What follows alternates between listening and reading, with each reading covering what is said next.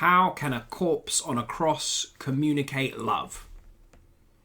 A battered and broken crucified corpse raised above the contemptuous crowd on Calvary's hill, where two criminals frame a scene set to kill all hope and still all thoughts of power, where centre stage the King of Love can shepherd the flock no more, and at this hour of death, how can we speak of love? How can we speak at all?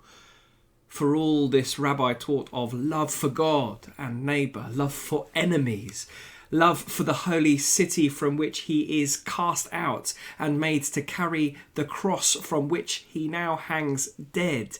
And in this death, how can we speak of love?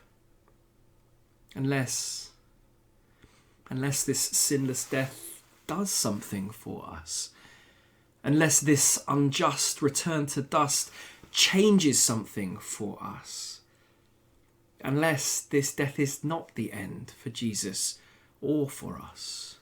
Unless he chooses this death, and in the giving of himself between the thieves, he leaves us an eternal lesson of how the blood he sheds brings us somehow to heaven, restores to us the joy of this salvation, how in his death Jesus shows us just how high and deep and wide God's love is. Like a bride is chosen by a groom, God chooses to make room for us, lost though we were in lovelessness. The cross is brutal, yes, but all the pain is God's. Self-chosen, self-inflicted, self-sacrificial love. And all the gain is ours, just as Jesus says in his dying hours, today you'll be with me in paradise. So we can speak of love as Jesus dies.